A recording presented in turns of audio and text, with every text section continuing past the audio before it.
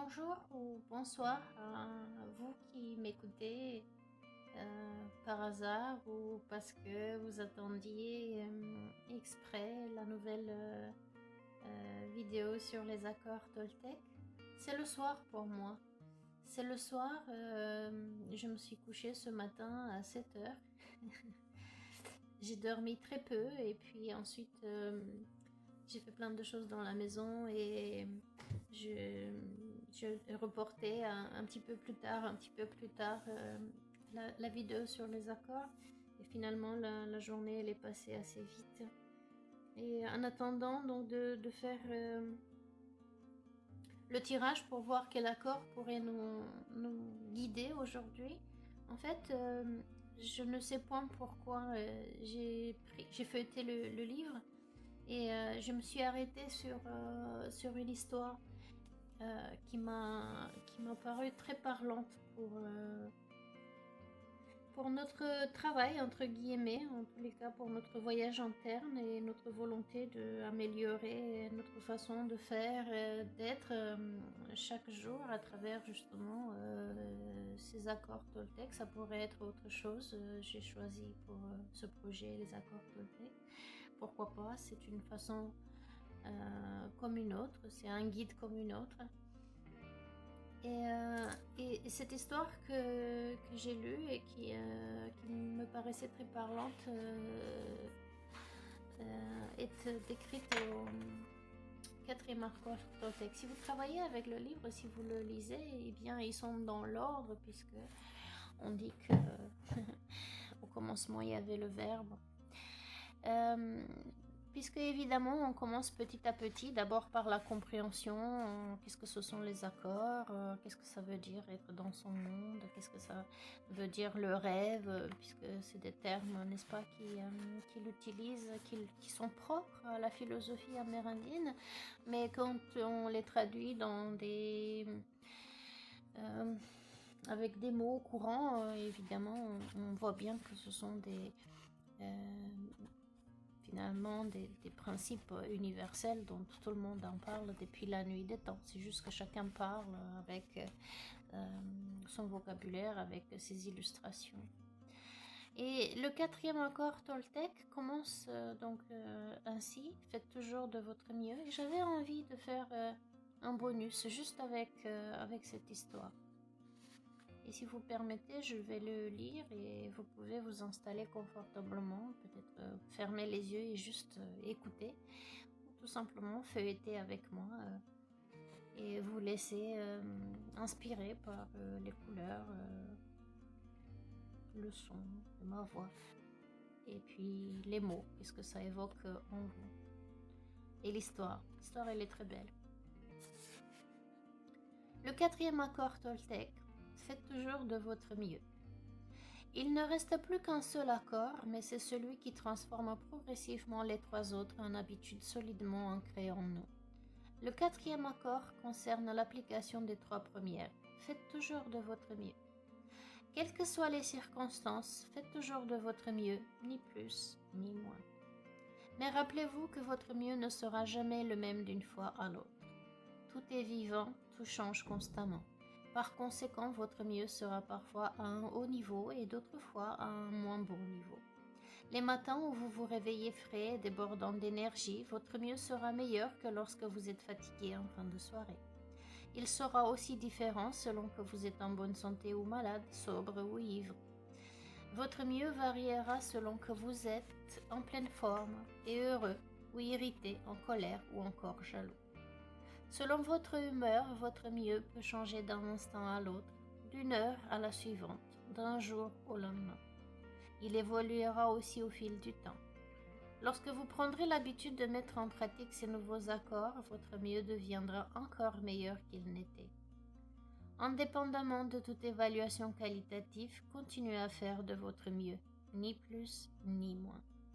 Si vous vous acharnez à vouloir faire davantage que votre mieux, vous dépenserez plus d'énergie qu'il n'en faut, et en fin de compte, votre mieux s'avérera insuffisant. Lorsque vous en faites trop, vous vous videz de votre énergie, vous agissez contre vous-même, avec pour conséquence qu'il vous faut davantage de temps pour atteindre votre but. Mais si vous faites moins que votre mieux, vous vous exposez aux frustrations, au jugement personnel, à la culpabilité et au regret. Faites donc simplement de votre mieux, quelles que soient les circonstances de votre vie. Peu importe que vous soyez fatigué ou malade, si vous faites toujours de votre mieux, il vous est impossible de vous juger. Et si vous ne vous jugez pas, il n'est pas possible de subir la culpabilité, la honte et l'autopunition. En faisant toujours de votre mieux, vous romprez un grand sort auquel vous avez été soumis. Et voilà l'histoire dont je vous parlais, que je trouvais qu'elle s'accordait bien à la situation d'aujourd'hui, aux conditions que nous vivons un peu spéciales, en tous les cas inhabituelles, pour certains. Moi, j'ai déjà vécu sous la dictature, donc je reconnais plein de situations et de façons de faire et de parler de ce qui se passe aujourd'hui dans les gouvernements mondiaux, parce qu'on voit bien que ça se passe partout pareil. Seulement, voilà, les nouvelles générations, ils n'y sont pas habitués et ça peut être très difficile, voire vraiment très très douloureux pour eux. Et même pour ceux qui l'ont déjà vécu, c'est pas parce que j'ai vécu que je suis immunisée. En effet, j'ai une expérience, mais j'ai aussi des souvenirs. J'ai pas tout guéri, évidemment, des traumatismes comme tout le monde. Alors, l'histoire. Il était une fois un homme qui voulait transcender sa souffrance. Il se rendit à un temple bouddhiste pour trouver un maître qui puisse l'aider. Quand il trouva le maître, il lui demanda « Maître, si je médite 4 heures par jour, combien de temps me faudra-t-il pour atteindre la transcendance ?» Le maître le regarda et lui dit « Si tu médites 4 heures par jour, peut-être parviendras-tu à transcender ton existence dans 10 ans. » Convaincu qu'il pouvait faire mieux que cela, l'homme lui demanda « Oh maître, et si je méditais 8 heures par jour, combien de temps cela me prendra-t-il » Le maître le regarda et lui répondit « Si tu médites 8 heures par jour, il te faudra probablement 20 ans. »« Mais pourquoi cela me prendra plus longtemps si je médite plus ?» interrogea l'homme. Le maître lui répondit « Tu n'es pas là pour sacrifier ta joie ni ta vie. Tu es là pour vivre, pour être heureux et pour aimer. Si tu fais de ton mieux en méditant 2 heures, mais que tu y consacres 8 heures à la place, tu ne feras que te fatiguer. Tu passeras à côté de ton objectif et tu n'apprécieras pas ton existence. Fais de ton mieux et peut-être apprendras-tu que peu importe la durée de ta méditation, tu peux vivre, aimer et être heureux. » Je trouvais que vraiment dans les journées tristes, pesantes que nous vivons, voilà, dans l'incompréhension, les messages contradictoires que l'on reçoit, il faut plutôt faire comme ci, il faut plutôt faire comme ça, et du jour au lendemain, les règles changent, les lois changent, nos repères changent. Alors, le changement, oui, la seule chose qui ne change pas, c'est le changement en lui-même, ça c'est sûr. Mais il y a changement et changement, et ce qui se passe aujourd'hui, c'est super radical. Alors nous ne sommes pas tous, bien sûr, construits de la même façon, on n'a pas la même résilience, on n'a pas la même souplesse face au changement. Et honnêtement, je trouve que ça tombe bien que je sois attirée par cette histoire, parce que ça pourrait nous aider à la compréhension et lâcher un peu prise et faire baisser un peu la tension face à ce qui se passe et à notre incompréhension et au manque de visibilité que l'on a.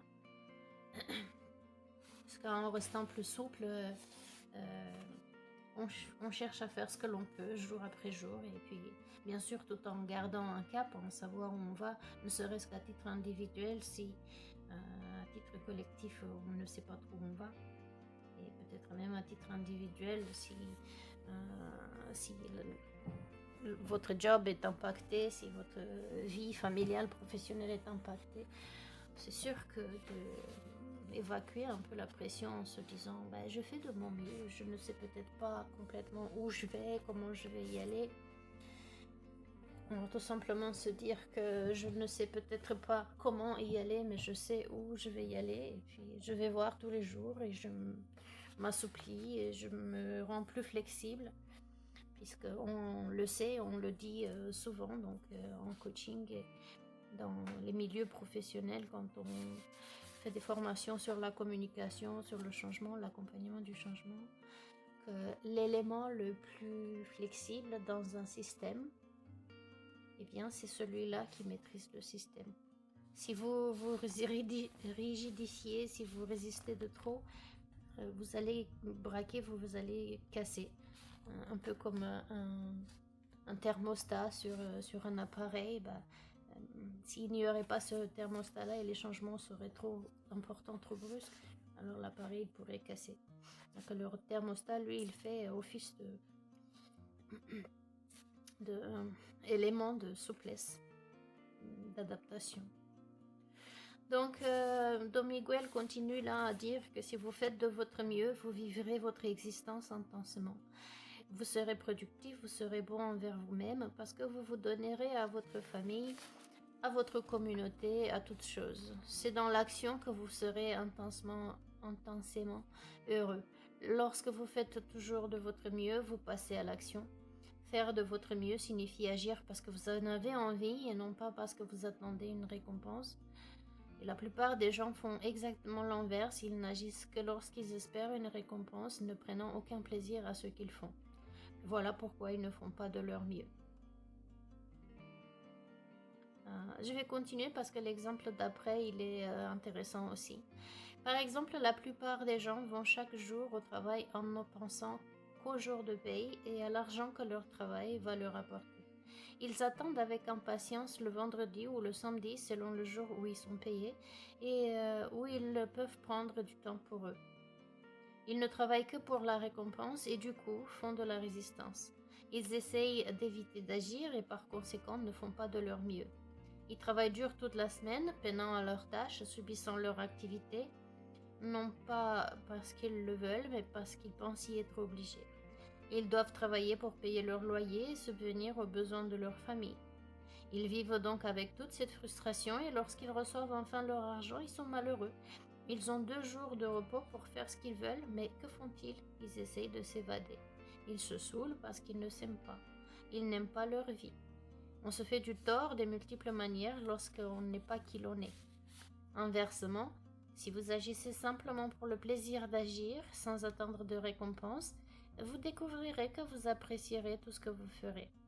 Vous en serez récompensé, mais vous ne serez plus attaché à la récompense. C'est ce qu'on disait hier d'ailleurs, je pense, dans l'accord qu'on avait eu, je crois que c'était hier. Vous pourriez même obtenir plus pour vous-même que vous ne l'auriez imaginé sans attendre de récompense. Si on aime ce qu'on fait, si on fait constamment de son mieux, alors on jouit pleinement de la vie. On s'amuse, on ne s'ennuie pas, on n'est pas frustré.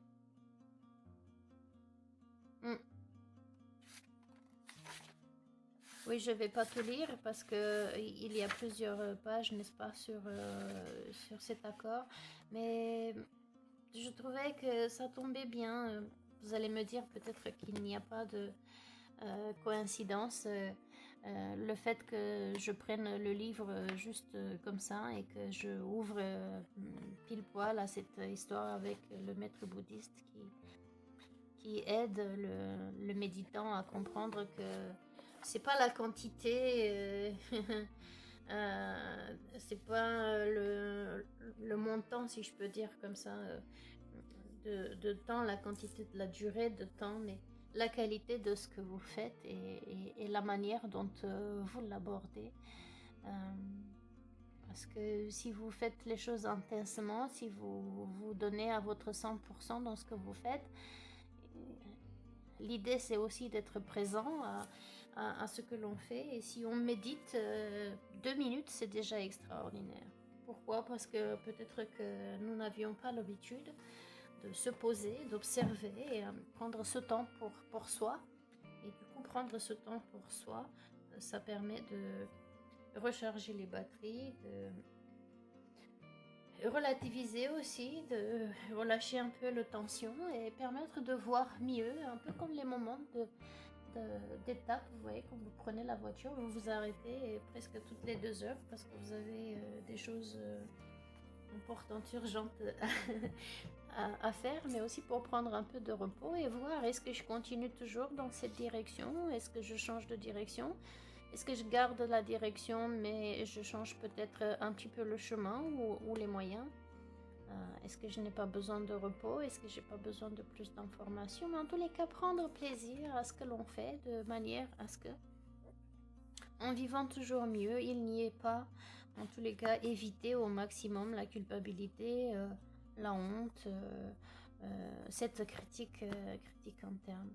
Et faire un petit peu chaque jour, pas plus, pas moins. Si on fait moins, après on s'en veut, on se juge encore, on se critique.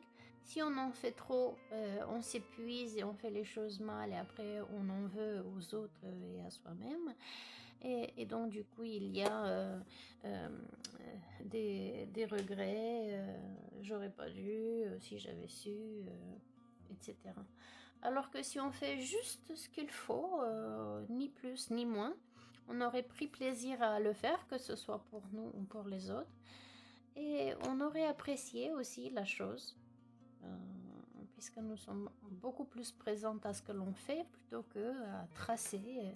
Oh, il faut que je fasse ça parce que on attend des choses de moi ou moi-même j'attends des choses de moi. Et du coup, il y a des enjeux qui sont importants. Si on les attend pas, on est déçu, on est frustré. Voilà, faire de son mieux, ni plus ni moins. J'espère que ce petit bonus vous a fait plaisir et ça vous a aidé. Peut-être que ça a résonné aussi en vous d'une manière que peut-être moi je n'ai pas évoquée ici. Moi c'est vrai que je l'ai rapproché par rapport à ce que nous vivons en ce moment. C'est vrai que c'est un peu complexe comme situation, c'est pas facile. Et de faire de son mieux dans des moments où on ne sait pas trop quoi faire et comment le faire. Ça peut aider. Ça peut aider de se rappeler. Peut-être prendrez-vous ce temps de confinement, de reconfinement à profit pour vous orienter et réorienter, voir qu'est-ce que vous aimez faire. Pour ma part, j'ai passé des heures et des heures hier soir sur Internet à regarder les écoles de pâtisserie. Je me suis dit, j'aime beaucoup cuisiner, j'aime beaucoup faire des gâteaux. Pourquoi je ne ferais pas un CAP de pâtisserie? Alors, qui sait, peut-être que ça se manifestera, peut-être que ça restera à l'état de graines, tout en sachant que ce que l'on plante comme graines, ça finit un jour ou l'autre par pousser. Je ne sais pas si vous vous souvenez ce que je disais l'autre jour, quand toutes les conditions sont réunies, la graine elle pousse. Et c'est ainsi que je me suis rendu compte personnellement qu'il y a plus de 10 ans, je cherchais à faire du coaching. J'étais en contact avec des écoles, je voulais faire la sophrologie, etc. Et puis ensuite, le temps est passé, je n'en ai rien fait de tout ça. Je suis allée à ma vie avec les contraintes et les plaisirs de chaque jour. Les années sont passées. Et il y a 2 ans, je me suis rendu compte qu'en fait, j'avais fait tout ce que j'avais dit il y a 10 ans que j'allais faire. Mais j'avais oublié. Moi, consciemment, mon ego avait oublié. Mais mon inconscient, il n'avait pas oublié, puisque je lui avais donné un cap. Et tant que je n'ai pas changé de cap, lui, il y allait. À chaque fois qu'il y avait une information, une condition de plus, il prenait, il mettait ensemble. Et quand tout a été prêt, voilà, j'ai fait les formations qu'il fallait et j'ai créé mon entreprise et me voilà coach. Donc, il faut faire attention à ce que l'on veut et consciemment maintenant, puisque nous travaillons à rendre les choses conscientes, consciemment maintenant choisir ce que l'on veut. Le montant d'énergie, le montant de passion, de temps qu'on leur accorde. Donc tous ces ingrédients qu'il faut pour que notre graine de notre projet pousse et qu'elle se développe dans les meilleures conditions. Merci de m'avoir accompagné pendant ces 20 minutes de lecture, de réflexion, de partage d'histoire. Sentez-vous libre de partager vous aussi en commentaire vos propres réflexions, voir si ça résonne en vous. Des idées peut-être, continuez comme ça en bonus à lire quelques pages régulièrement du livre. Ou partager des histoires de vie qui se rapportent justement aux accords. Je vous souhaite une excellente journée ou soirée, tout dépend quand est-ce que vous m'écoutez. Et puis je vous donne rendez-vous bientôt pour une autre tasse de café et un accord Toltec.